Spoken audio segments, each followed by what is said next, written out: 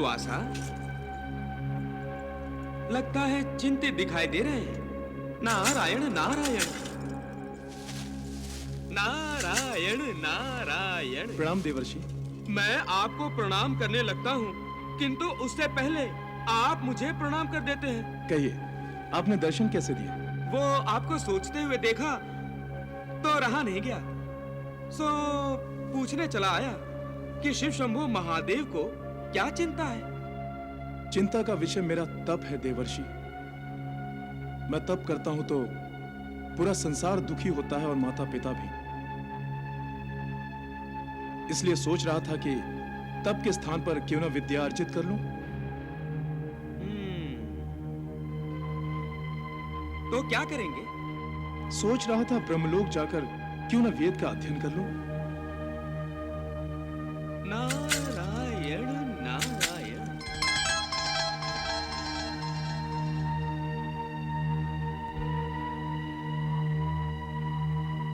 ओम ब्रह्माय नमः।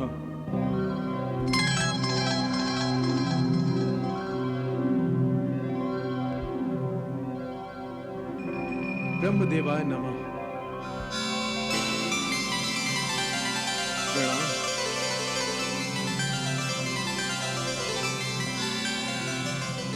कहो वत्स, कैसे आना हुआ? परम साध्वी अनुसुईया का पुत्र दुर्वासा वेद ज्ञान प्राप्ति के लिए आपकी शरण में आया है। तुम मेरे पौत्र हो दुर्वासा। तुम्हें ब्रह्मलोक में वेद अध्ययन करने का पूरा अधिकार है। नारायण नारायण। ऋषि दुर्वासा को परम पिता ने वेदों का अध्ययन करने के लिए अपनी सहमति प्रदान कर दी है प्रभु। वत्स नारद, इसमें आपको क्या आपत्ति है वो कहिए। आपत्ति ही आपत्ति है प्रभु। मुझे तो ये वेदाध्ययन विपत्तियों की उत्पत्ति ही लगता है। विपत्तियां कैसी वत्स? प्रभु, शीतल सागर में गर्म धारा का प्रवेश हो गया तो विपत्तियों की ही तो लहरें उठेंगी। ऐसा क्यों सोचते हैं वत्स नारद? भगवान शिव और पितामह ब्रह्मा का जुड़ना संसार के लिए आनंद की बात है। सारा आनंद शोक में बदल जाएगा प्रभु, जब दुर्वासा को क्रोध आएगा, और क्रोध में दुर्वासा निष्पक्ष भाव से किसी को भी शाप दे देंगे। ऐसे में यदि उन्होंने परम पिता ब्रह्मा को शाप दे दिया तो? ये संभव तो है वत्स। संभव तो है। नारायण नारायण। ये आप क्या कह रहे हैं प्रभु? हाँ प्रभु, तो अवश्य ही ये किसी नई लीला का आरंभ होने जा रहा है ना भगवान? नारायण नारायण। अग्निम इळे प्रोहितम। अग्निम इळे प्रोहितम। अग्निम इळे प्रोहितम। अग्निम अग्निम इळे प्रोहितम।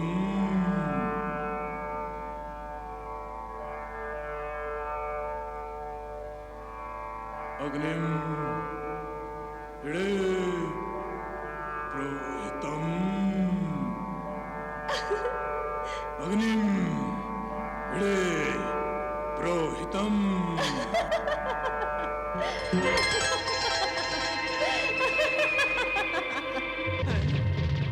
नारायण नारायण। देखिए प्रभु, देखिए, मारे क्रोध के दुर्वासा की भृकुटियों पर चूटियों की तरह छोटी छोटी रेखाएं उभर आई हैं। देवी सरस्वती की एक हल्की सी हंसी भी सहन नहीं हुई। आगे क्या होगा? अग्नि इळे प्रोहितम।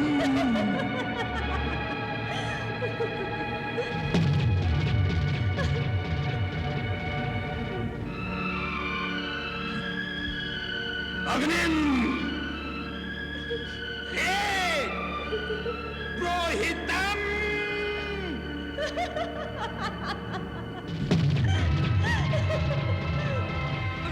प्रभु, मुझे तो दुर्वासा की क्रोध भरी आंखों से भय लग रहा है। ये ज्वालामुखी अब फटने को है प्रभु।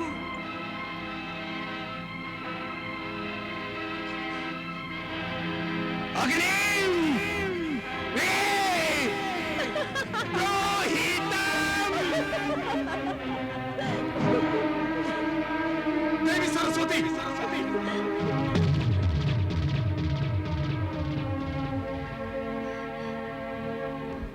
आप किस बात पर हंस रही हैं? क्या मेरा पाठ असत्य है देवी? विधाता, मैं आपसे पूछता हूं, क्या मेरा पाठ असत्य है? नहीं वत्स, तो क्या मेरा उच्चारण असत्य है सरस्वती देवी?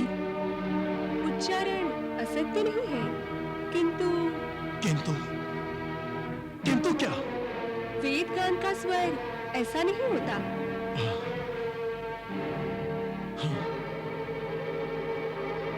तो मेरा स्वर आपको कर्कश लगा, अर्थात आप जैसा स्वर किसी के पास नहीं है। आपको यह अभिमान हो गया है कि स्वरों की स्वामिनी केवल आप ही हैं।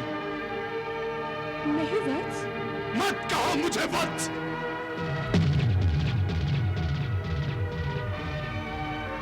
आपने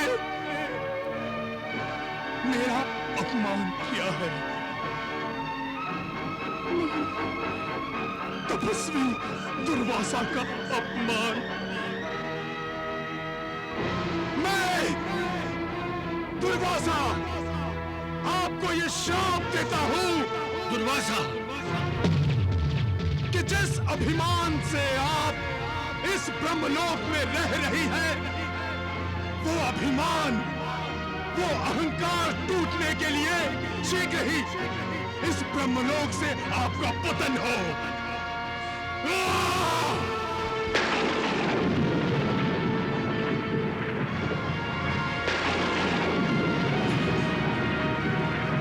दुर्वासा, तुम नहीं जानते कि तुमने कितना बड़ा अनर्थ किया है।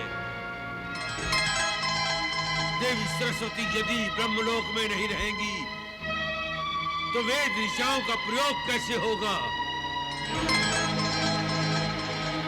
स्वर का ज्ञान कौन देगा यहाँ?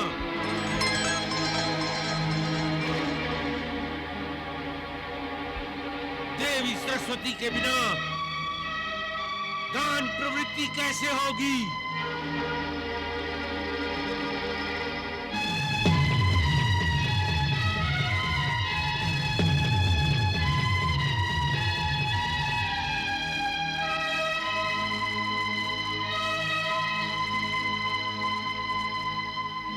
इनकी गान प्रवृत्ति का विकास अब गंधर्व लोक में होगा, जहां ये जन्म लेंगी। दुर्वासा, तुमने मेरे सामने, मेरे लोक में मेरी देवी सरस्वती को शाप देकर अपने आप को ब्रह्मलोक के लिए अयोग्य बना लिया है। मैं तुम्हें ये ब्रह्मलोक छोड़ देने का आदेश देता हूं। तुम तत्काल ये ब्रह्मलोक छोड़ दो।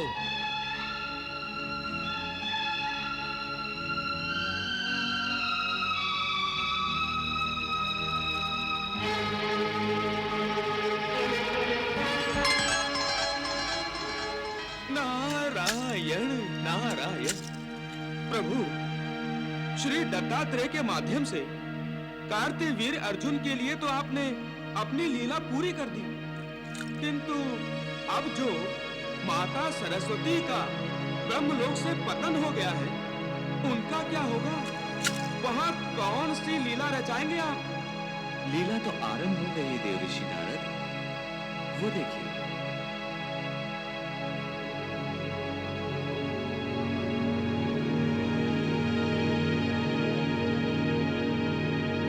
गंधर्वराज विश्वावसु संतान प्राप्ति के लिए तपस्या कर रहे हैं।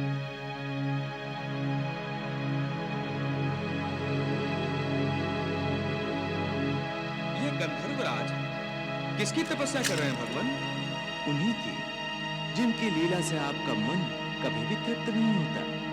अच्छा अच्छा अच्छा, तो भगवान दत्तात्रेय की तपस्या कर रहे हैं गंधर्वराज।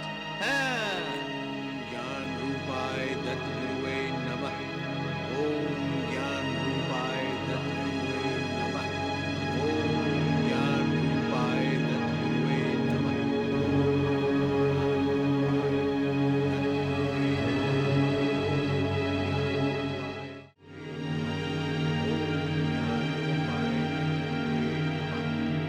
ओम ज्ञान रूपाय दत्तगुरुवे नमः। ओम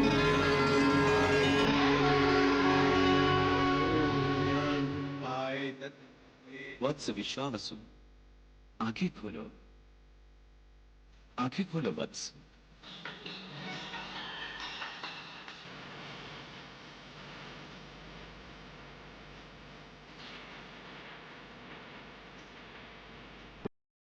राम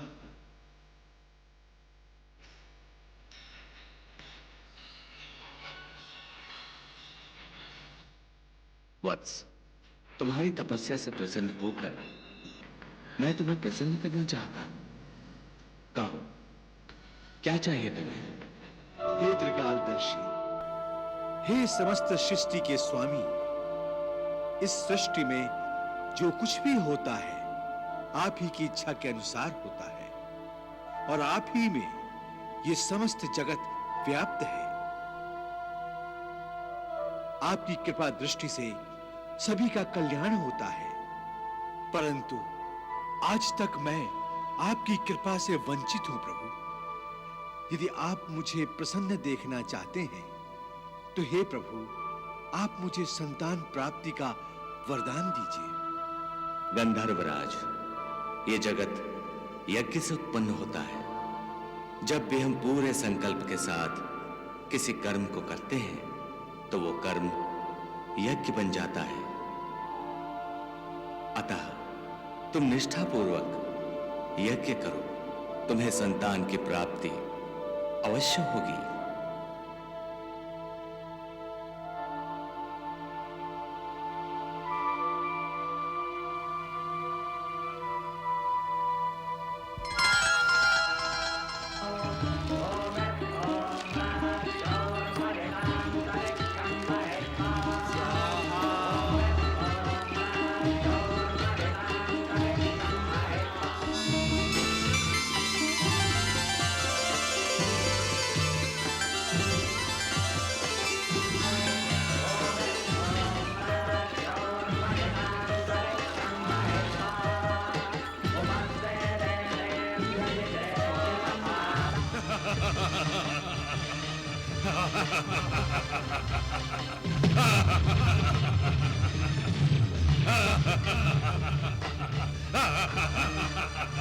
नारायण नारायण, प्रभु ये क्या हो रहा है? ये क्या हो रहा है प्रभु?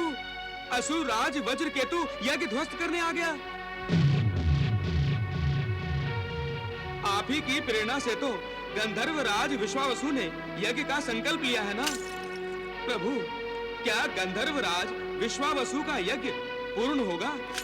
हे देवर्षि, इस यज्ञ की प्रेरणा श्री दत्तात्रेय ने विश्वावसु को दी है, इसीलिए इस यज्ञ की रक्षा का दायित्व दत्तात्रेय का है। और भगवान दत्तात्रेय तो भक्त वत्सल है। वो सदैव अपने भक्तों की रक्षा करते हैं, यही ना प्रभु?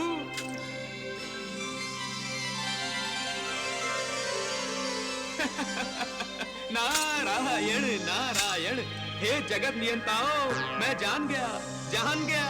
नारायण नारायण।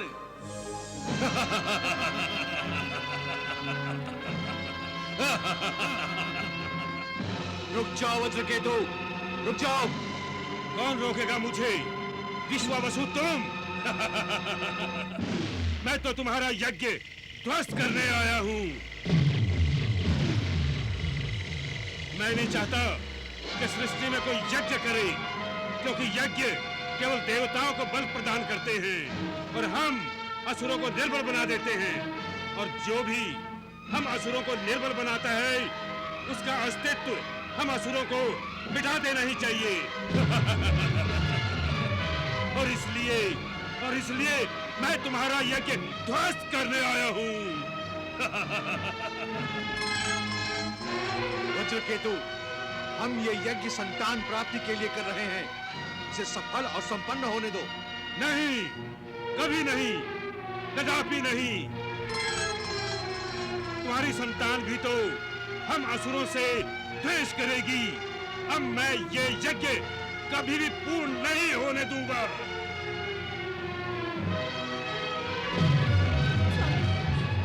अब क्या होगा?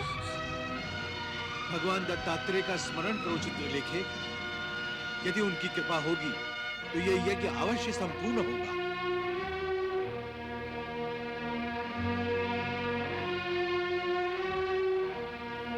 ओम ज्ञान रूपाय दत्त गुरुवे नमः। ओम ज्ञान रूपाय दत्त गुरुवे नमः। ओम ज्ञान रूपाय दत्त गुरुवे नमः। ओम ज्ञान रूपाय दत्त गुरुवे नमः।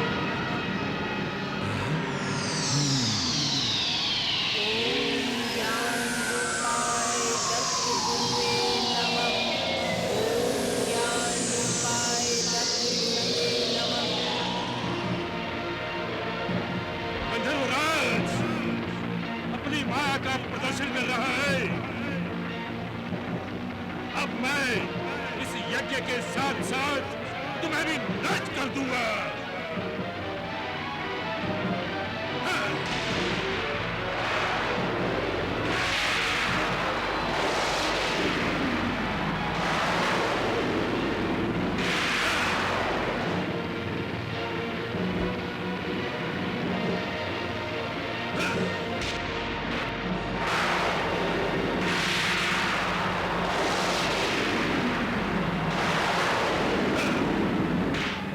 गंधर्वराज, अब मैं स्वयं आ रहा हूं।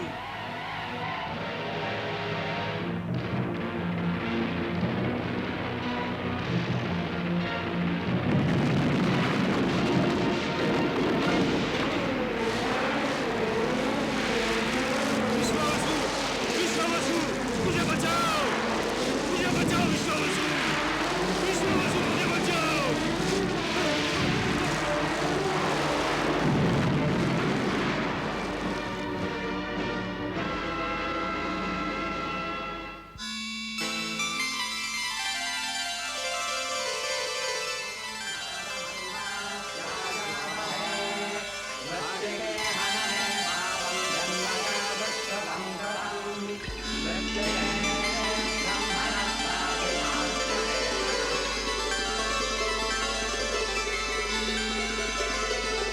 प्रणाम यज्ञ देवता, कल्याणमस्तु, सौभाग्यवती भव।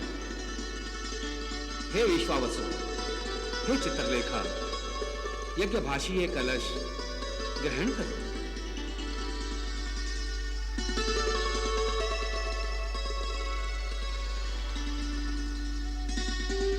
इस कलश में जो प्रसाद है, उसका सेवन करते ही तुम्हारे यहाँ दिव्य संतान उत्पन्न होगी।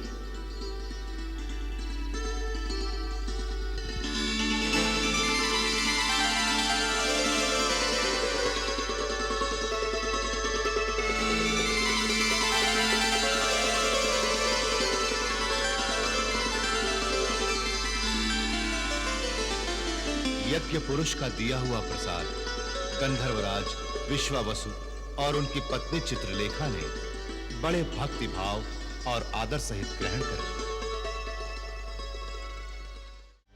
प्रणाम विधाता। देवी, आपकी वाणी आज हमारे कानों को मधुर क्यों नहीं लग रही? अच्छा ही है स्वामी, इसी बहाने आपके काम मेरी वाणी सुनना नहीं चाहेंगे और आपको भी धीरे धीरे ब्रह्मलोक में मेरी अनुपस्थिति का अनुभव बुरा नहीं लगेगा। ये आप क्या कह रही हैं देवी? आपकी ब्रह्मलोक में अनुपस्थिति का तात्पर्य है कि ब्रह्मलोक का अस्तित्व ही खो गया है। देवी, आप तो ब्रह्मलोक की आत्मा है। देवी, आपके बिना ब्रह्मलोक का कोई सार ही नहीं। आप ऐसा क्यों कह रही हैं? विधाता, लगता है आप भूल रहे हैं कि मेरी ब्रह्मलोक में रहने की अवधि अब पूर्ण हो रही है। दुर्वासा का श्राप मुझे आपसे दूर जाने को, आपसे अलग रहने को विवश कर रहा है प्रभु। पता नहीं स्वामी, आपको मेरी याद आएगी भी या नहीं, किंतु मैं कहीं भी रहूंगी, किसी भी रूप में रहूंगी, मेरा मन सदा आपके चरणों में ही रहेगा प्रभु। देवी, आज मुझे अपने आप पर क्रोध आ रहा है और दया भी। क्रोध इसलिए कि मैं इतना असमर्थ क्यों हूं। विधाता होते हुए भी मैं अपने लिए कुछ भी नहीं कर सकता। मेरी अपनी इच्छाओं का कोई महत्व ही नहीं है। देवी, मैं तो सृष्टि का निर्माण करता हूं, मुंह मांगे वर देता हूं, किंतु अपने लिए कुछ भी नहीं कर सकता। देवी, मुझे अपने आप पर दया आ रही है। मैं कितना छोटा हूं, कितना तुच्छ हूं, कितना दुर्बल हूं कि दुर्वासा के एक शाप का मुंह तक नहीं मोड़ सकता। स्वामी, आप व्याकुल मत होइए। प्रारब्ध हमसे जो करवाएगा हमें वही करना होगा। और स्वामी, आप तो सर्वज्ञ हैं, सब कुछ जानते हैं। श्राप की अवधि जब तक पूरी नहीं हो जाती, मुझे आपके चरणों से दूर रहना ही होगा प्रभु। अतः आप मुझे गंधर्वलोक जाने की आज्ञा दीजिए प्रभु। देवी, मैं दुखी मन से केवल इतना ही कहूंगा कि गंधर्वलोक में आपका जीवन सदा ही सुखमय रहे और भगवान विष्णु आपकी सदा सहायता करते रहे। प्रणाम विधाता।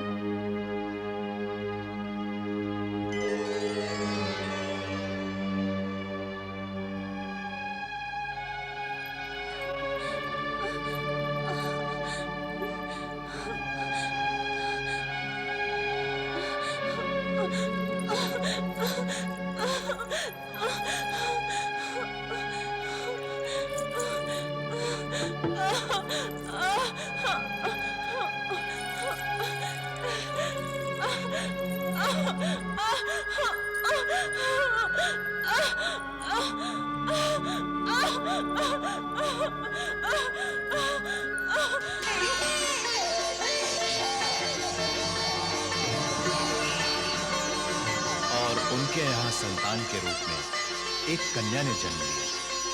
ये कन्या देवी सरस्वती ही थी, जिन्हें दुर्वासा के दिए हुए शाप को पूरा करने के लिए गंधर्वलोक आना पड़ा। विश्वावसु और चित्रलेखा ने उस कन्या का नाम रखा मदालसा।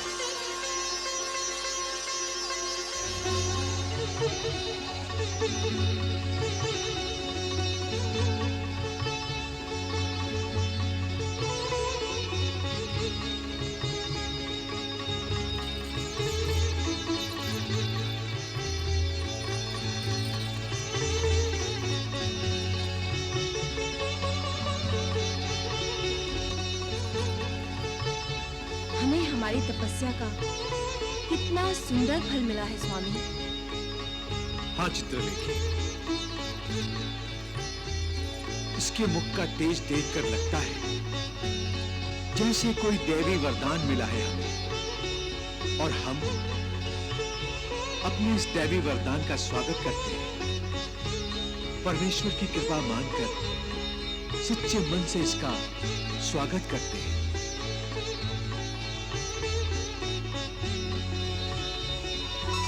नारायण नारायण नारायण नारायण। प्रणाम देवर्षि। कल्याणमस्तु। प्रणाम देवी, प्रणाम। आपने तो यहाँ आकर पूरा गंधर्व लोक पवित्र कर दिया। अब तो इस लोक में सदा आपकी प्रसन्नता के स्वर ही गूंजेंगे। आप बहुत भाग्यशाली हैं। आपकी ये पुत्री तीनों लोकों में अपने सौंदर्य का प्रकाश फैलाएगी। आप तो सब कुछ जानते हैं देवर्षि, कृपा करके इसके भाग्य के बारे में तो बताइए। भाग्य तो ये बताने वाली है सबका, इसीलिए तो मैं इनके दर्शन करने चला आया। देवी, आप चुप क्यों हैं? इस नारद के भाग्य में क्या आपकी एक मधुर मुस्कान भी नहीं? नारायण नारायण। चिरंजीवी भव बालिके। देवर्षि, हम आपके आभारी हैं। आपने दर्शन देकर हमारी बच्ची को आशीर्वाद दिया। हमारी और एक कामना है। मेरे योग्य होगी महारानी तो अवश्य पूरी करूंगा। हम अपनी पुत्री के लिए पृथ्वी लोक पर अवतरित भगवान दत्तात्रेय का आशीर्वाद पाना चाहते हैं। हमारा मार्गदर्शन कीजिए, ये कैसे संभव है? नारायण नारायण। आपने तो ये संतान पाकर असंभव को संभव कर दिया है। तो भगवान तो सदा अपने भक्तों के वश में रहते हैं। भक्ति कीजिए अपने सच्चे मन से और उनका आशीर्वाद पाइए उनके सच्चे मन से। नारायण नारायण। ज्ञान रूपाय दत्त गुरुवे नमः। ओम ज्ञान रूपाय दत्त गुरुवे नमः। ओम ज्ञान रूपाय दत्त गुरुवे नमः। ओम ज्ञान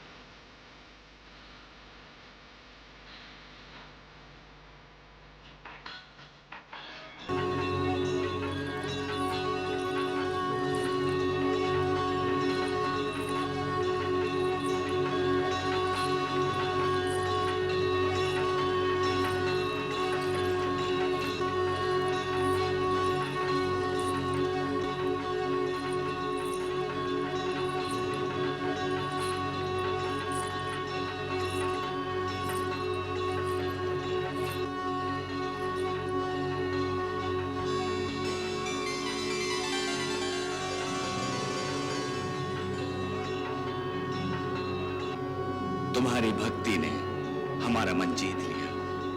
जब भी भक्त हमारा स्मरण करता है, हमें उसकी इच्छा पूरी करनी पड़ती है। अपनी इच्छा कहो राजन। हमारी सारी इच्छाएं हमारी पुत्री से जुड़ी हुई हैं प्रभु। उसे जीवन में सर्वगुण संपन्न बनाना, जीवन में उसे कभी कोई कष्ट ना आए, चाहते हैं कि महारानी चित्रलेखा, आपके यहाँ किसी साधारण जीवात्मा ने जन्म नहीं लिया। ये तो साक्षात देवी सरस्वती का अवतार है।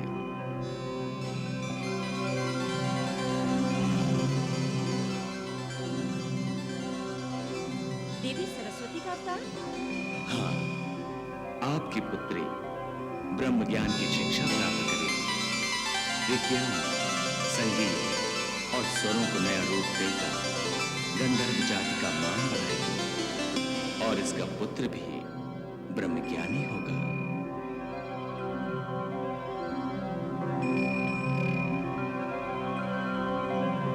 हमारा आशीर्वाद सदा तुम्हारे साथ है।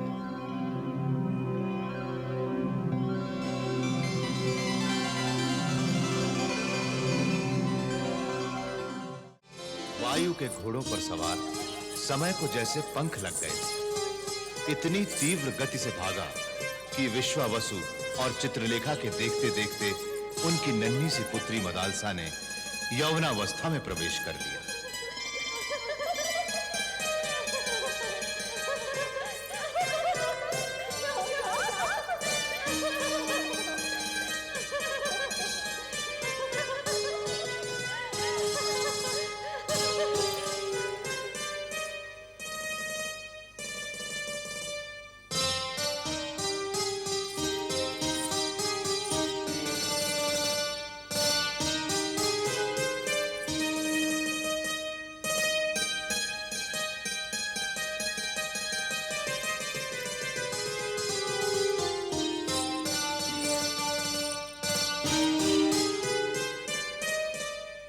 ठीक उसी समय असुर राज वज्रकेतु के पुत्र पाताल केतु को पाताल साम्राज्य का राजा बनाया जा रहा था। महाराज पाताल केतु की, महाराज पाताल केतु की, महाराज पाताल केतु की, महाराज पाताल केतु की, महाराज पाताल केतु की, महाराज पाताल केतु की, महाराज पाताल केतु की, महाराज पाताल केतु की। राज सिंहासन पर बैठते ही पाताल केतु को अपने स्वर्गीय पिता वज्र केतु की याद आई और उसने राजपुरोहित से पूछा, गुरुदेव, आपसे मुझे एक रहस्य जानना है। कैसा रहस्य राजन?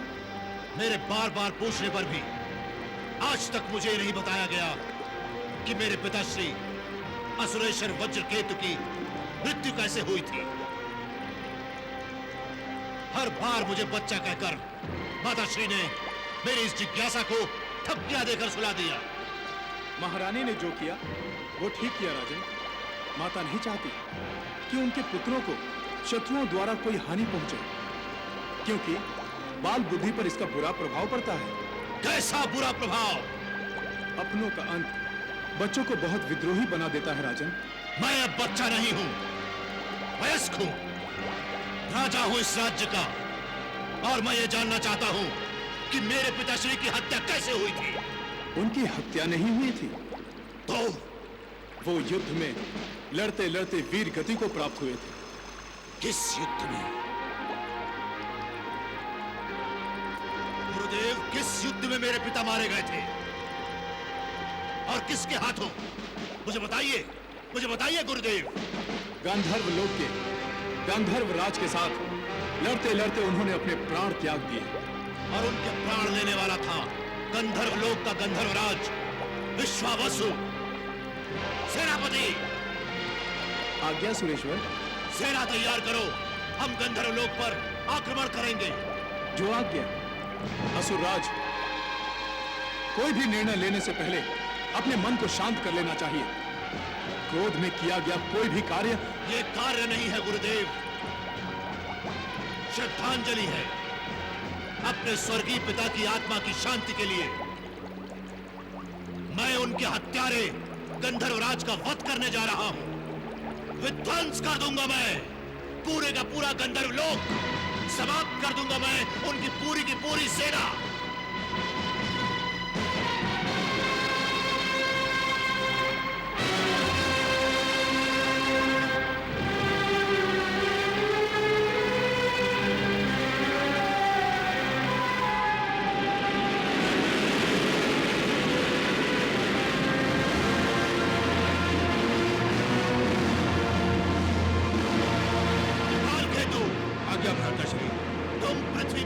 ही असुरों के शत्रुओं का नाश करोगे।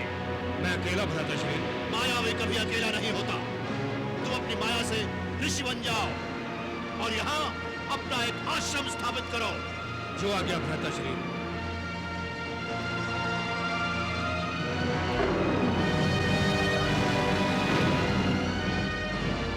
प्रणाम भ्राताश्री।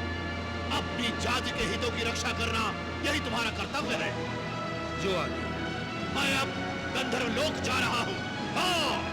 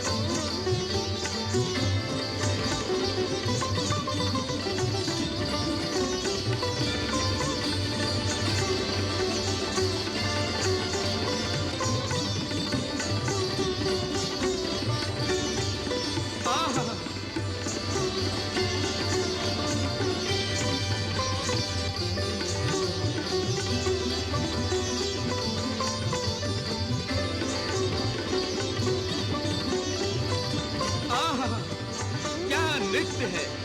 जय हो माता सरस्वती, जय हो।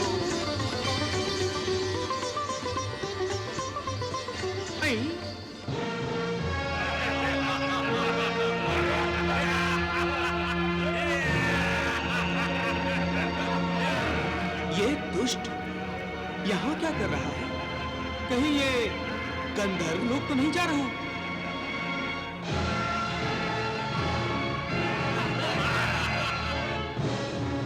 नारायण नारायण, मेरा वामन भी भड़क भड़क कर मुझे चेतावनी दे रहा है।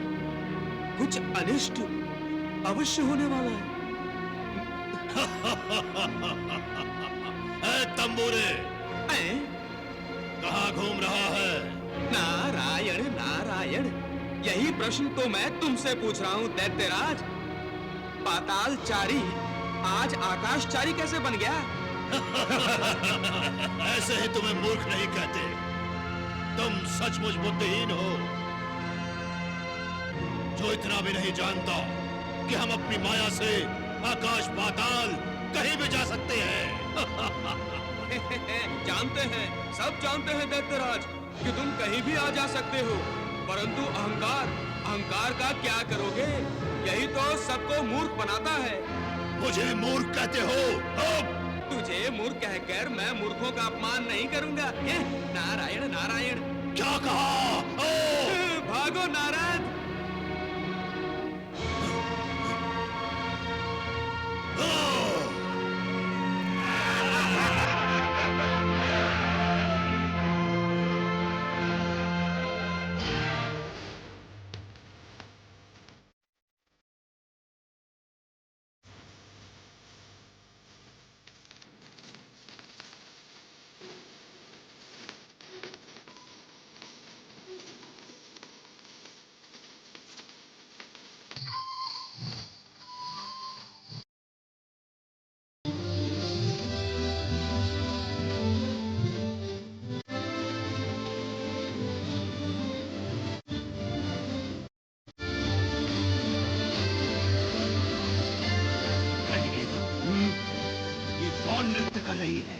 वीर बाहु, ये तो गंधर्व राज की पुत्री मदालसा है। मदालसा? इसे देखते ही मेरे मन में लालसा ने जन्म ले लिया। ये सुंदरी तो पाताल लोक के राजभवन की शोभा होनी चाहिए।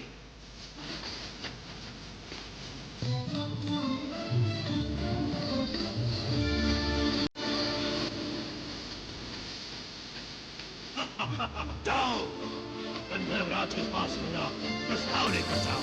जो आज